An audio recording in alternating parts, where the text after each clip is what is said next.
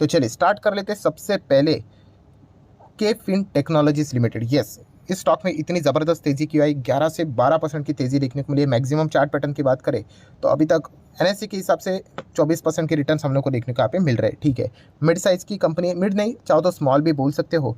तेज़ी के पीछे का मतलब रीज़न अगर हम लोग देखा जाए तो जेफरीज की अगर हम लोग बात करें, ठीक है, तो ये बड़े बड़े ब्रोकरिंग फर्म्स जो यहाँ पे रहते हैं, तो उन्होंने एक्सपेक्ट किया कि इसकी जो ग्रोथ रहेगी, प्रॉफिटेबिलिटी की अगर हम लोग बात करें, कैश फ्लो की अगर हम लोग बात करें, सब कुछ अच्छा नज़र आ रहा है। तो हेल्दी ग्रोथ के साथ ये कंपनी आगे यहाँ पे बढ़ने वाली है। एंड इसी चीज़ के चलते इसका जो टारगेट दिया गया है वो यहाँ पे 500 रुपये के आसपास का टारगेट यहाँ पे दिया जा चुका है। तो आपको पता ही है कि इस प्रकार की जो अभी भी टारगेट यहाँ पे दिए जाते हैं, शॉर्ट टर्म हो लॉन्ग टर्म हो, तो जो लोग अभी जेफरीज को मानते होंगे, ठीक है, तो उनके रिपोर्ट्स के हिसाब से बाइंग भी यहाँ पे कर लेते हैं। ठीक है, तो ये चीज़ें हम लोगों ने बहुत बार यहाँ पे देखी है।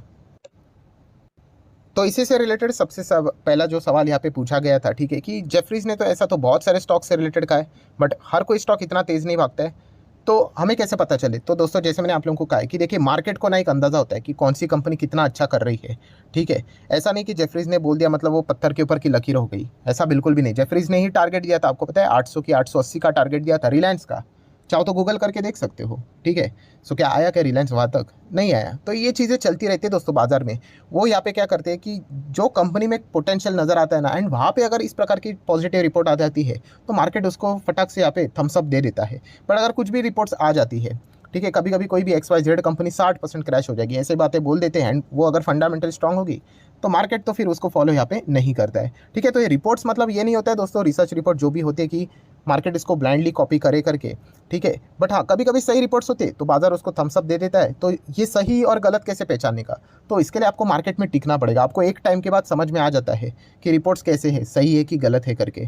ठीक है, उसके लिए एक्सपीरियंस मतलब कोई कोर्स, कोई भी आप यहाँ पे चीज़ें करो, मार्केट से रिलेटेड कुछ भी करो, कोई चीज़ वो आपको सिखाएगी नहीं। आपको हाँ, मार्केट में टिकना पड़ेगा, तो आपको एक टाइम के बाद पता चल जाता है अच्छा ये सच है कि झूठ है करके। ठीक है, सो अभी आ जाते हैं दोस्तों सेकंड इंपॉर्टेंट स्टॉक के ऊपर, जो ज़बरदस्त क्रैश हुआ कल के दिन। 13% की दमदार गिरावट देखने को मिली है। यस, शॉपर्स स्टॉप की अगर हम लोग बात करें तो ज़बरदस्त यहाँ पे क्रैश होते हुए देखने को मिला है। मैक्सिमम चार्ट पैटर्न की बात करें तो ठीक है, थकेला स्टॉक है, आप ऐसा भी बोल सकते हो। साइडवेज बहुत चलता है, ट्रेडिंग के हिसाब से ठीक है यहाँ पे लगता है, बट फिर भी गिरावट के पीछे का रीज़न क्या है ये थोड़ा बहुत हम लोग को पता होना चाहिए। सो सबसे पहले अगर हम लोग मेजर रीज़न की बात करें तो शॉपर स्टॉक के जो कंपनी के मैनेजमेंट की अगर हम लोग बात करें तो कंपनी के MD एंड CEO की अगर मैं बात करूँ, विनू नायर जी, सो उन्होंने यहाँ पे रिज़ाइन कर दिया। तो रिज़ाइन के पीछे कोई गड़बड़ी वाला रीज़न उन्होंने दिया, क्योंकि कभी भी कंपनी के जो मैनेजरियल पोस्ट होल्ड करने वाली व्यक्ति होती है, जब भी वो रिज़ाइन देती है तो उनको रीज़न बताना पड़ता है कि भाई आप रिज़ाइन क्यों कर, रेजिग्नेशन के पीछे का रीज़न बताइए। कानून में ये चीज़ें लिखी हुई है। तो उन्होंने ऐसा कोई डेरोगेटरी रिमार्क यहाँ पे नहीं लगाया कि कोई गड़बड़ है करके। उन्होंने बस अपना पर्सनल रीज़न के चलते यहाँ पे रिज़ाइन दे दिया, ऐसा बोल दिया। मतलब नॉर्मल सी बात है, डरने की ज़रूरत नहीं है। बट फिर भी स्टॉक क्यों गिरा? ठीक है, मतलब लोग इसके चलते कंफ्यूज क्यों हो जाते हैं? तो ऐसे तो खबरें कितनी आती है कि इस कंपनी के मैनेजमेंट के CEO ने, MD ने रिज़ाइन कर दिया करके, वो तो स्टॉक नहीं गिरता है। अभी ये कंपनी 11% गिर गई, मतलब कुछ समझ में नहीं आता है सर, ये कंफ्यूजिंग वाली चीज़ है। सेम खबर, बट स्टॉक का नाम चेंज कर दो किसी और स्टॉक का तो इतना गिरेगा नहीं। कुछ कंपनीज जैसे कि शॉपर स्टॉप ले लो, ये तो 11-13% गिर गया। तो दोस्तों बहुत ही सिंपल सी बात है, देखिए जो ये व्यक्ति होती है ना, वो कौन है उसके चलते मार्केट डिसाइड करता है कि क्या होने वाला है। अभी शॉपर स्टॉप की अगर मैं बात करूँ, ठीक है, ये जो स्टॉक था आप देख रहे हो यहाँ पे बहुत नीचे चल रहा था, तो ये स्टॉक में जो टर्न अराउंड देखने को मिल रहा था, ये जो स्टॉक क्यों भाग रहा था पता है? यस, नायर जी की वजह से ही, कि ये कंपनी में अभी यहाँ पे MD CEO का काम करने वाले हैं, एंड इनके जो टैक्टिक्स है, इनका जो काम करने का तरीका है, इनका जो एक्सपीरियंस है वो बहुत कमाल का है। तो बहुत बार दोस्तों कंपनी के जो एक व्यक्ति होते हैं दोस्तों, उनको देखकर बहुत सारे लोग दाव लगा देते हैं। तो अभी आप बोलोगे कि नायर जी इतने क्यों फेमस है, तो दोस्तों ट्रेंट लिमिटेड इनमें ये काम यहाँ पे कर चुका है। ट्रेंट लिमिटेड आज आपको पता है कहाँ से कहाँ चला गया। ठीक है, तो ट्रेंट लिमिटेड के बाद ही ये शॉपर स्टॉप में हम लोग को आते हुए देखने को मिले। ये भी देखा गया तो रिटेल से रिलेटेड ही कंपनी काम करती है। ठीक है, तो इसलिए लोगों को यहाँ पे लगा कि ये अभी कंपनी को टर्न अराउंड करेंगे, एंड कुछ रिजल्ट भी देखने को मिल रहे थे, इसलिए कंपनी का स्टॉक भी देखिए अच्छा खासा परफॉर्मेंस दे रहा था। बट अभी जो व्यक्ति ने कंपनी के मतलब पुराने लेवल को तोड़कर ऊपर यहाँ पे लेकर आ गए, अभी वो ही व्यक्ति रिजाइन करके वापस यहाँ पे चला जा रहा है। ठीक है, तो लोग तो नाराज़ होंगे। मतलब जो लोग उस रीज़न के चलते बाय करते हैं ना, मैं हमेशा कहता हूँ दोस्तों, शेयर मार्केट में आप कोई भी स्टॉक को खरीदो तो उसके पीछे रीज़न होना चाहिए। अभी जिन लोगों का रीज़न ये था कि नायर जी की वजह से हम लोग खरीद कर बैठे हैं, ठीक है, वो अगर यहाँ पे नहीं रहेंगे, यहाँ पे चले जाएंगे इस कंपनी से, तो वो एग्जिट करेंगे, तो उन्होंने एग्जिट यहाँ पे किया होगा। तो ये चीज़ें हम लोग को मार्केट में ईजिली देखने को यहाँ पे मिल जाती है। तो डिपेंड करता है कौन आ रहा है कौन जा रहा है, उस हिसाब से स्टॉक में हम लोग को प्लस माइनस होते हुए देखने को यहाँ पे मिल जाता है। ऐसा नहीं कि एमडी सीईओ ने रिजाइन किया मतलब स्टॉक गिरेगा ही गिरेगा। अब वो व्यक्ति कितनी पावरफुल है उस हिसाब से चीज़ों को यहाँ पे कंसिडर यहाँ पे किया जाता है। एंड ऊपर से अगर आप चाहो तो ये तड़का वाली भी खबर डाल ही सकते हो। कौन सी वाली खबर कि शॉपर स्टॉप भी देखा गया तो रिटेल सेगमेंट में ही यहाँ पे काम करता है, ठीक है। तो ट्रेंड से रिलेटेड जो खबरें हम लोग को देखने को मिली थी, ट्रेंड मतलब जो रिलायंस रिटेल ने अभी एंट्री की है बाजार में, तो इससे रिलेटेड भी थोड़ा सा नेगेटिव इंपैक्ट इस स्टॉक के ऊपर हम लोग को देखने को यहाँ पे मिल चुका है, ठीक है। तो ये पॉइंट बहुत अच्छा वैलिड डाउट था आप लोगों का, तो वो भी क्लियर यहाँ पे हो चुका है।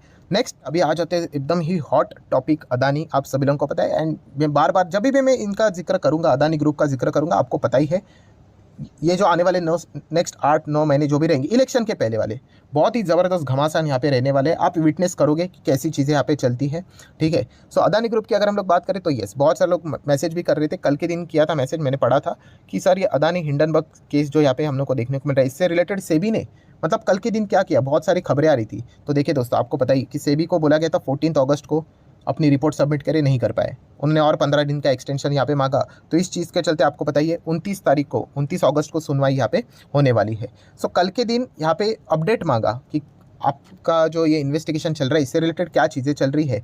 तो सेबी ने सबमिट कर दिया है उनकी रिपोर्ट की, क्या मतलब अपडेशन भी आप बोल सकते हो किसको, एपेक्स कोर्ट को, सुप्रीम कोर्ट को, कि उन्होंने कहा कि 24 मामले ऐसे हैं, ठीक है, जो इन्वेस्टिगेशन यहाँ पे चल रहा है, उसमें से 22 मामले में हम लोगों का इन्वेस्टिगेशन कंप्लीट हो चुका है, ठीक है। एंड बचे हुए 2 मामले ऐसे हैं, अभी तक पॉइंट देखने को मिल रहा है, अभी ये 2 मामले कंप्लीट होंगे नहीं होंगे, क्या उससे रिलेटेड वो और एक्स्ट्रा टाइम मांगेंगे, इसके लिए तो अभी हम लोग को 29 तारीख का ही इंतजार करना पड़ेगा कि क्या होता है करके। तो दैट्स इट, इतनी सी खबर थी, कोई भी कंक्लूजन वाला खबर अभी तक सामने यहाँ पे नहीं आया। जिस दिन कंक्लूजन वाली खबर सामने आएगी कि मतलब कुछ गड़बड़ी मिली या फिर कुछ भी गड़बड़ी नहीं मिली एंड इससे रिलेटेड सुप्रीम कोर्ट क्या फाइनल डिसीजन सुनाता है, उस दिन आप लोगों को अदानी के शेयर्स में यस बड़ी हलचलें देखने को यहाँ पे मिल जाएगी। सो अभी तक कोई फाइनल एविडेंस मतलब कोई भी फाइनल आउटकम हमें तक सामने आते हुए देखने को नहीं मिला है। सो 29 तारीख को चेक कर लेंगे कि आगे क्या होता है करके। आई होप तब तक तो ये बचे हुए 2 भी मामले हैं वो भी कंप्लीट होते हुए देखने को यहाँ पे मिल जाएंगे, ऐसे हम लोग आशा करेंगे।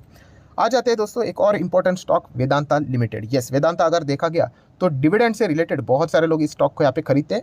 मैं कोई इस चीज़ के अगेंस्ट नहीं हूँ कि जिसको खरीदना है खरीदे करके, बट हाँ मेरा जो टारगेट रहता है मार्केट में आने का वो कैपिटल गेन रहता है, ठीक है। कैपिटल गेन मतलब 100 का स्टॉक कैसे, यही 200 का स्टॉक कैसे 2000 हो जाए, उस हिसाब से मैं स्टॉक्स को तलाश करने की कोशिश करता हूँ, ना कि डिविडेंड ये कंपनी ज़्यादा दे रही है इसलिए हम लोग उस स्टॉक में जाए करके। एनीवेज, सो वेदांता भी देखा गया ना दोस्तों, इसकी भी जो सिचुएशन है सेम अदानी ग्रुप जैसे ही है, मतलब बहुत बहुत बहुत भारी कर्जा लेकर रखा हुआ है। एंड इन्होंने तो पूरी कंपनी, अगर आप प्रमोटर लेवल चेक करोगे शेयर होल्डिंग पैटर्न, गिरवी रखे देकर रखी हुई है 99%। तो बहुत ही ज़्यादा रिस्की टाइप की कंपनी देखने को यहाँ पे मिल जाती है। एंड ऊपर से अगर देखा गया सिक्लिकल बिजनेस, मेटल, स्टील, तो इसमें तो कोई वेल्थ क्रिएशन नहीं होगा, इसमें टाइमिंग का खेल है। जो यहाँ पे बॉटम पकड़ पाएगा एंड जो एग्जैक्टली टॉप लेवल पे मतलब उसी के ऊपर नीचे अगर बेच पाएगा वही प्रॉफिट कमा पाएगा। अगर आप यहाँ पे पैसा लगाकर लंबी अवधि के लिए कह रहे हो कि मैं छोड़ दूंगा इसको 5-6 साल के लिए, तो पैसा बनाना ये तो नहीं बोल सकते हम लोग हो नहीं सकता करके, मार्केट तो अनसर्टन है, बट इतिहास अभी तक गवाह है कि ये स्टॉक ऐसा ही चलता है, साइडवेज, ऊपर नीचे ऊपर नीचे ऊपर नीचे, ठीक है। एंड सिर्फ ये स्टॉक नहीं, मेटल में मैक्सिमम स्टॉक अगर आप देखोगे सिक्लिकल टाइप के ही होते हैं, उनमें हम लोग को यही चीज़ें देखने को मिल जाती है। एनीवेज, अभी वेदांता से रिलेटेड नई खबर क्या बाजार में सामने आ रही है कि वेदांता में आप लोगों को शायद से बड़ा डीमर्जर भी देखने को यहाँ पे मिल सकता है। मतलब अनिल अग्रवाल यहाँ पे बोल रहे हैं कि वो कंसिडर कर रहे हैं कि वेदांता के जो बाकी के जितने भी बिजनेस है उनको अलग से सेपरेटली बाजार में यहाँ पे लिस्ट करे करके, तो इसके चलते इन्वेस्टर को अच्छे रिटर्न मिले करके, ठीक है। तो वेदांता ग्रुप एंड देखा गया तो इनका हिस्ट्री के ऊपर अगर चीज़ों को अगर हम ध्यान में रखें तो आपको पता ही है कि किस प्रकार की चीज़ें हम लोग को देखने को मिल जाती है। बट फिलहाल तो ये बोल रहे हैं कि जितने भी इनके बिजनेस है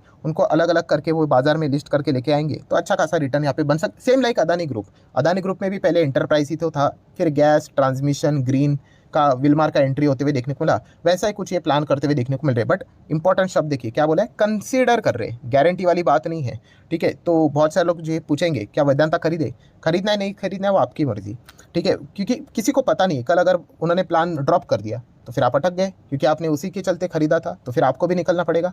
एंड देखा गया तो मैंने इसके पहले भी कहा है दोस्तों, ये सारी चीज़ें कॉर्पोरेट एक्शन वाली चीज़ें हैं, ठीक है। वेल्थ क्रिएशन इसके चलते बहुत ही ज़्यादा मुश्किल यहाँ पे हो जाता है, ठीक है। तो ये भी पॉइंट आपने ज़रूर कंसिडर करना चाहिए।